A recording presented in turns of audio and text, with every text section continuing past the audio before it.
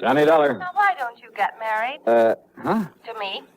Well, Johnny Dollar. Well, will you marry me? Well, sure. Why not? Anytime you say. Janet? Janet? Janet who? Oh, sorry. I meant Carol. Oh, you did? Mariana? No. Gladys? No. Janie? Now, stop that. Well, let's try Hildy. Marilyn? How about... No. This is Betty. Betty Lewis. No. Yes.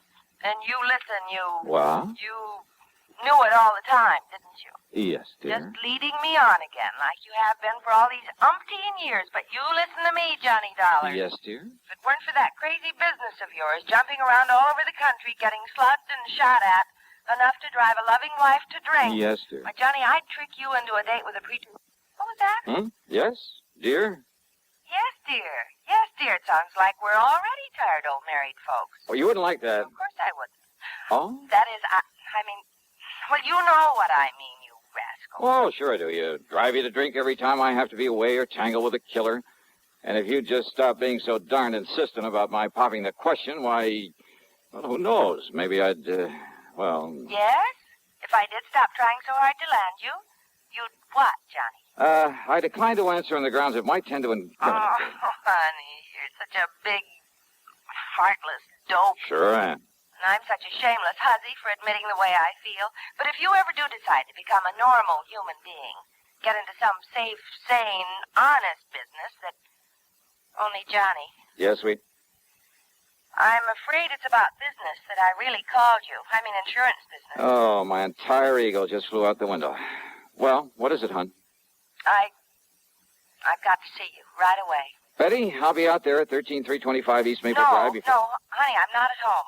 Okay, at the office then. No, dear, I'm not at the office either. Well, tell me where you are, where you want me to meet you. Just, stay right there and wait until I call you again. Will you, please, honey? Well, now, look, I just hung up on a frantic phone call from Fritz Melchior over at Continental Insurance and Trust. Apparently the usual sort of emergency. I know. Huh? No, I mean, I'm sorry, but this is so important, honey, and since it concerns me, and if anything were to happen... Happen to you? Betty. Johnny, dear, I can't talk anymore right now, but wait. Wait until I call you and tell you where to meet me. Hey, now listen, Betty. I'll call you. No, listen. Something very funny about this.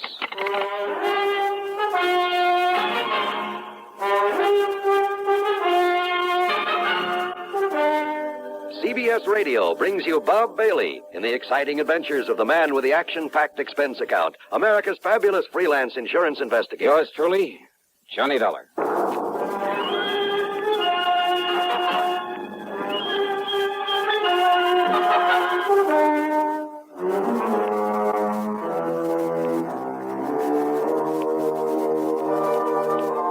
Expense account submitted by Special Investigator Johnny Dollar to the Continental Insurance and Trust Company, Home Office, Hartford, Connecticut. Following is an account of expenses incurred during my investigation of the Mystery Gal matter. There was something very strange about that call from Betty Lewis. Except for the end of it, I'd almost exactly the same conversation with her only a couple of days before, almost word for word. Oh, sure, the marriage talk has been going on for a long time. And why kid about it? If it weren't for this crazy, sometimes risky job of mine, I'd ask that girl to marry me in a second. And maybe someday. But she knows all that. She knows why it just doesn't make sense right now for either of us to think about it. We've agreed to that. So why bring it up again at a time when she actually had some important matter involving insurance on her mind? Important enough to stall me on whatever it was that Melchior at Continental Insurance and Trust wanted me for. I waited for her to call me back. Yeah, I waited over an hour, and then finally, though she told me she wasn't home or at the office, I called her house. No answer. I called her office, then to see if they knew where she might be.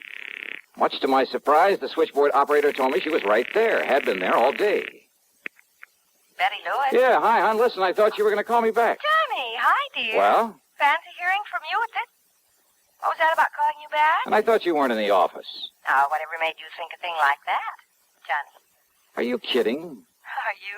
You said you weren't when I talked to you about an hour ago. Oh, gee. I might have known this would happen sooner or later. So many girls on the string, you can't even keep track Betty. of. You talk to one, probably even propose to her, and then you lose track of which one it was. Are you trying to tell me you didn't call me on the phone an hour and a half ago? You trying to tell About me... some insurance matter, some emergency? Johnny, you're You kidding. had to see me right away, that you'd call me back about where to meet you? You're serious, aren't you, hon? I'm dead serious. So let's cut out all this nonsense and... But I didn't call you. You're sure of that? Well, sure I am. The last time I talked to you was day before... What's this all about, dear? Honey, I'm sorry, I gotta hang up. Johnny, is something wrong? Yeah, I'm afraid so. I'll call you later. What, dear? What is it? I wish to heaven I knew.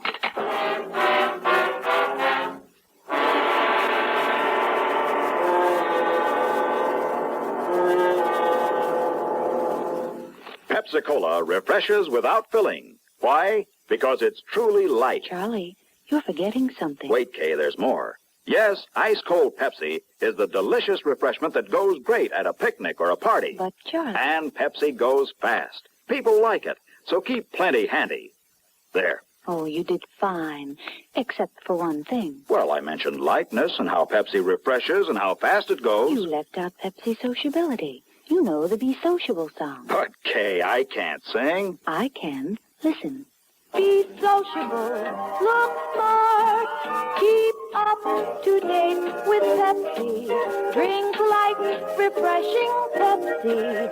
Stay young and fair and debonair. Be sociable, have a Pepsi.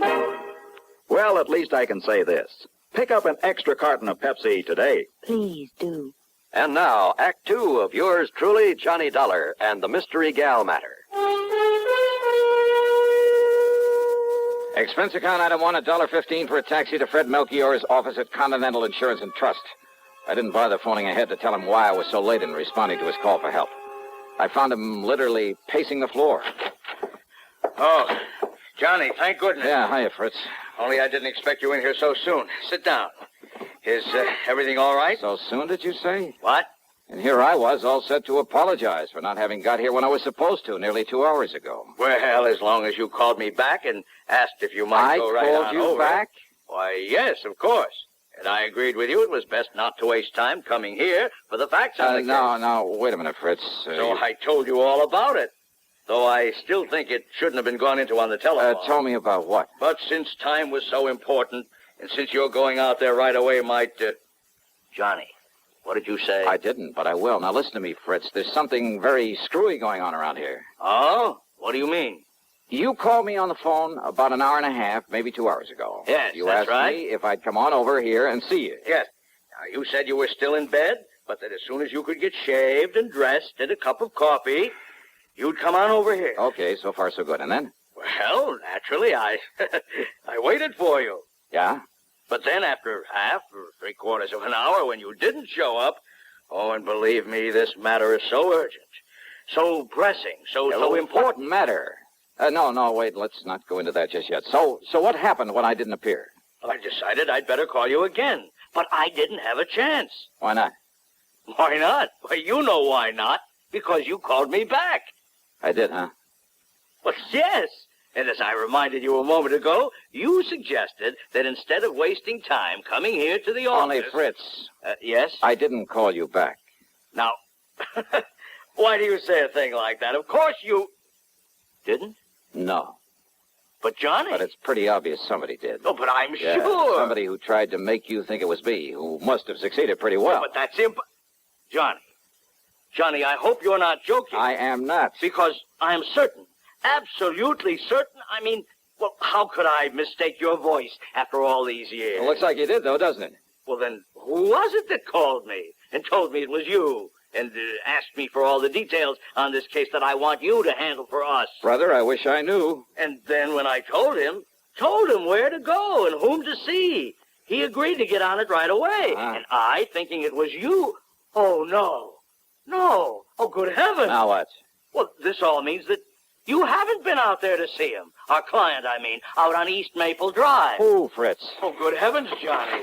Oh, if we're too late. Well, come on, we've got to get out there and see him. Yes, right away. Yeah, sure, anything you say. But first, would you mind telling me who this client is and what's bothering him? No time, Johnny, no time. No, you just come along, and I'll tell you all about it on the way.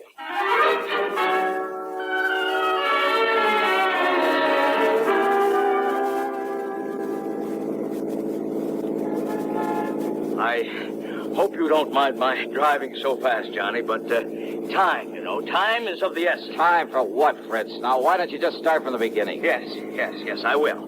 Now, when I called and I talked to you the first time... The only time, Fritz. Oh, all right, yes. It must have been somebody else who knew I'd called you before, who found out from me that... Well, now listen. I'm listening. Anyhow, when I talked to you, I told you I'd had a call from one of our clients. Yeah, only you didn't say who. Now, the call was from Mr. John Marshall Sawyer out there on East Maple Drive. Sawyer, the attorney? Yes, retired. Lives right across the street from a very good friend of mine. I don't know about that. I don't care. The point is that Mr. Sawyer, before he retired and came up here to live... Yeah, sure, the DA's office down in New York. That's right. Probably sent more hoodlums up the river than anybody else in the big town's history. Exactly.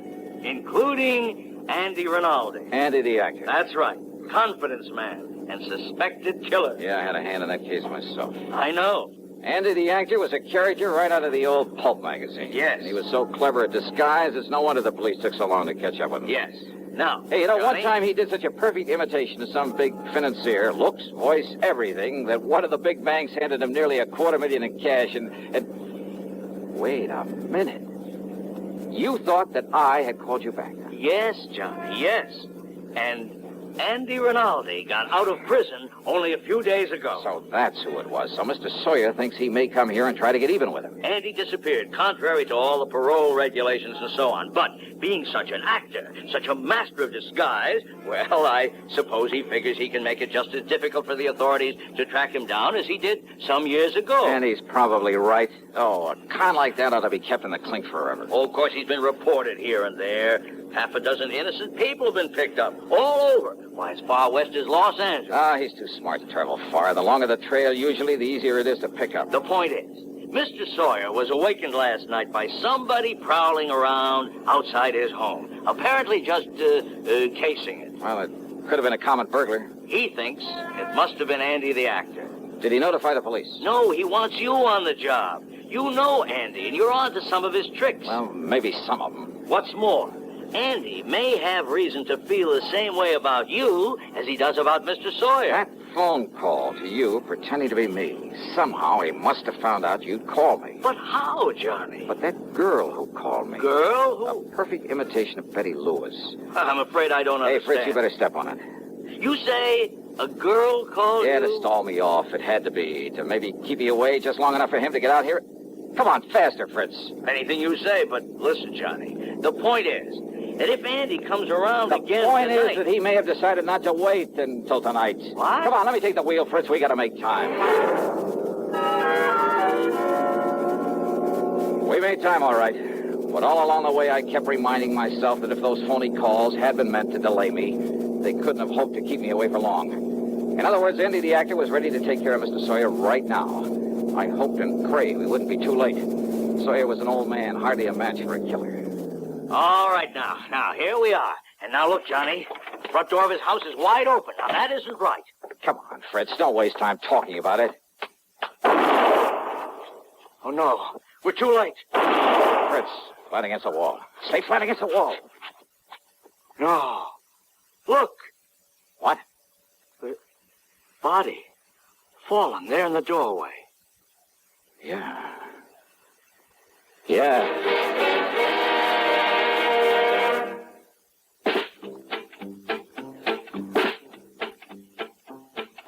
Have a real cigarette. Have a Camel. Have a Camel cigarette. Have a real cigarette. Have a Camel. Have a Camel cigarette. Best tobacco makes the best smoke. Have a Camel cigarette. Best tobacco makes the best smoke. Have a Camel cigarette. If you're smoking more these days, but enjoying it less, change to Camels. The Camel blend of costly tobaccos has never been equaled for real smoking satisfaction. Have a real cigarette. Have a Camel. Start to really enjoy smoking again. Now, Act 3 of yours truly, Johnny Dollar.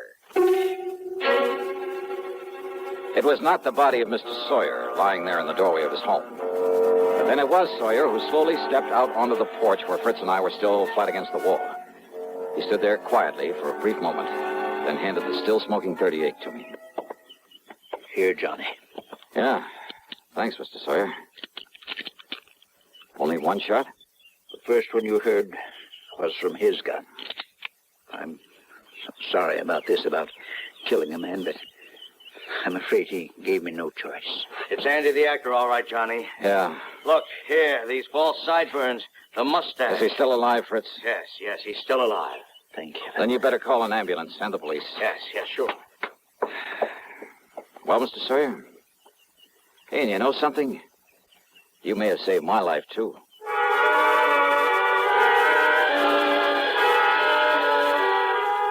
I followed the ambulance into the hospital in the hope Andy the actor would come too. There were some things I wanted to ask him about the girl, the actress, who'd call me on the phone to hold me at my apartment until he could carry out his planning as Mr. Sawyer.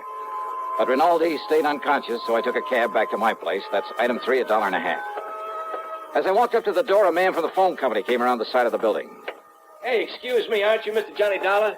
Yeah, that's right. Oh, I've been hoping you'd come home. You want to check your phone for me now? Oh, something the matter with my phone? Oh, there sure was. Oh? Yeah, somebody put a tap on that line of yours. You wouldn't have any way of knowing it, but So that's we it. have ways of knowing down at the phone company. Yeah, so that's how Andy and the girl, whoever she is, got to know our voices. Yeah, a lot of people think they can get away with tapping a phone line, Yeah, but sure. believe me, Mr. Dollar, they can't get away with it for long. They took off the line in the basement. Do you have any idea who might have done it? Yeah, and no. What? Well, Andy the actor, for one. What's But that? who the girl is? Hey, Mr. Dollar, what are you talking about? Oh, nothing you need to worry about. Oh, sure, whatever you say. But now if you'll go inside and dial somebody and see if you get them okay. You see, I got a handset still hooked up to it. Yeah, I'll do that. Oh, and the cops have already been notified, so if they come around asking questions... Okay, thanks.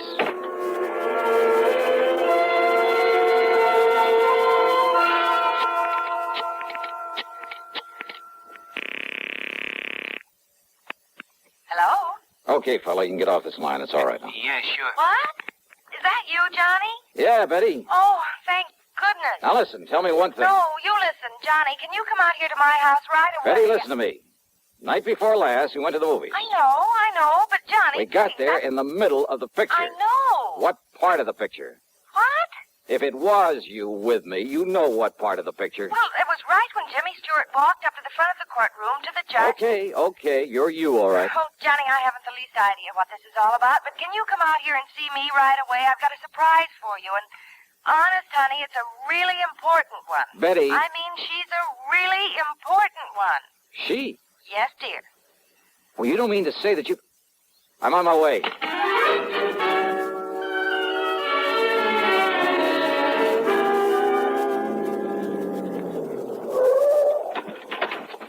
Hi, dear. Come on into the house. Now listen, Betty, if this is some kind of a Oh, gag... honest engine, honey, cross my heart, but listen. Yeah? I came home from the office early. Uh-huh. I had to walk the last couple of blocks because I ran out of gas. Yeah? All of a sudden, you and somebody else came charging up in a car to that house across the street. You were here where then? that nice old Mr. Sawyer. You were right here? Yes, but I suddenly got too busy to call at you or anything. You see, I was just letting myself in through the back door. Okay, now, this surprise you You talked see, about. I'd forgotten my key to the front door, so I had to sneak in the back one. I always leave that key under the mat. Honey, will you get to the point? But the key wasn't there. And the back door was already open. Oh, go on. I started in quietly, and then I heard a couple of shots over there at Mr. Sawyer's house. Yeah? And Johnny, Yeah. there in my living room, standing behind the drapes of the front window and with a gun in her hand was this girl. The girl. Standing there watching across the street so intently that she didn't hear me come in. She started aiming the gun over at you and that man who was with you and Mr. Sawyer who'd come to the door. Yeah, well, listen, look, so let's I go sneaked inside up behind her and... Well, I'm afraid I kind of ruined one of my nicest vases on her head. And you've got her? You've got her inside? All tied up with all the clothesline I could find. Oh, honey, I love you dearly. Where is she? Here. Right here in the living room. Oh, great. What a girl. Oh, you must have really clouded her. Well, I did. But when she came to and started talking, Well, honey, this burglar, or whatever she is, well, she started talking her head off, trying to tell me I didn't understand. Well, how could she with that gag? And you know something? She sounded so much like me, and I got so tired of listening to that voice. Well, that's the reason I put that gag in her mouth. Well, are you proud of me? Don't you agree? She must have had something to do with it. Oh, Johnny. You know something? I love you, gal. Oh, no, that's what I like to... Oh, honey. Why don't you and I just... And you preach to me about getting mixed up with people like this? Had any sense, I'd turn you over my knee and I'd... Yeah, rascal. This is much more fun, isn't it?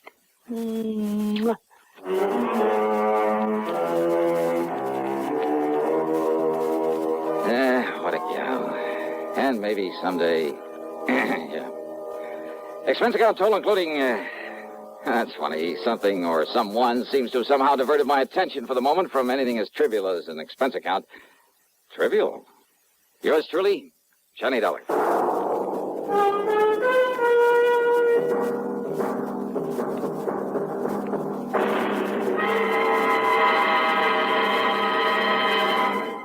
Hi. Maybe you'll recall this tuneful reminder of times past.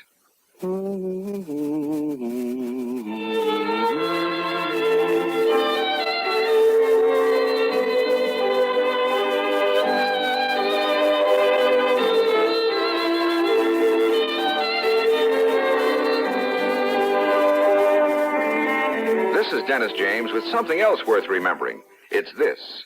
You're so right to stay regular with Kellogg's All Brand. See, it's the normal, natural way to useful regularity. The whole brand content of Kellogg's All Brand supplies your system with all the bulk-forming food that you need every day. There's only one All Brand. It's Kellogg's All Brand. So relieve irregularity from lack of bulk, as millions do, with a bowl full of Kellogg's All Brand each morning. ALL-BRAN. It's Kellogg's All Brand. Now here's our star to tell you about next week's program. Next week, I'll tell you about the biggest deception that was ever pulled. By me. So join us, won't you? Yours truly, Johnny Dollar.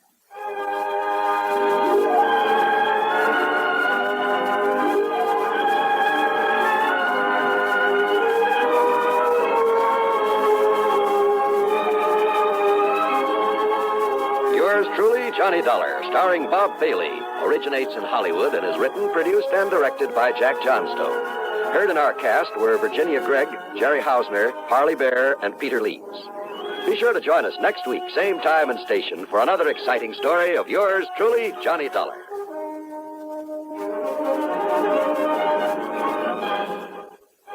This is John Wall speaking.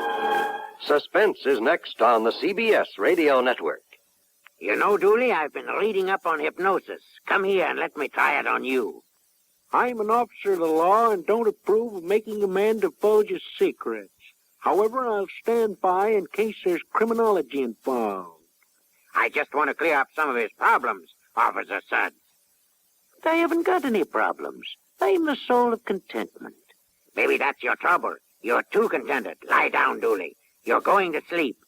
I feel so good. He's under my influence. Now, little tyke, get up. Go straight to the beer of your choice. Astounding. He's heading for Utica Club. 'Cause Utica Club will still take the trouble to age beer the natural way. Utica Club, you see. He's got no problem. He's a happy, well-adjusted beer mug. Brewed by the West End Brewing Company of Utica, New York. Radio 59, WROW Albany, New York. You've been listening to the OTR Gold Network. Find more classic radio at otrgold.com.